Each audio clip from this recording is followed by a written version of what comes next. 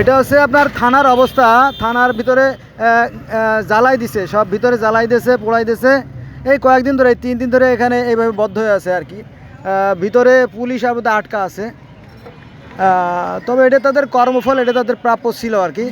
হ্যাঁ, এটা হ্যাঁ হ্যাঁ, চলো তুমি চলো, সমস্যা নেই। এটা তাদের প্রাপ্য ছিল, কারণ আমরা জানি যে পুলিশের চাকরি কিন্তু কোনো চাকরি না। আমরা জানি যে পুলিশের চাকরি কখনোই চাকরি না। এটা হচ্ছে আপনার সন্ত্রাসীদের লাইসেন্স। যেমন ডাকাতরা রাতের বেলা ডাকাতি করে, আর এই পুলিশরা দিনের বেলা ডাকাতি করতো। সরকার থেকে এই লাইসেন্সগুলো তারা কিনে নিতে করতো 15 লক্ষ টাকা দিয়ে, 20 লক্ষ টাকা দিয়ে, 25 লক্ষ টাকা দিয়ে।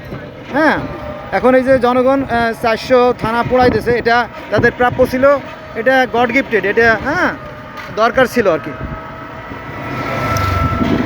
এটা সৃষ্টিকর্তার বিধান, এটা যুগে যুগে হবেই, হতে থাকবে।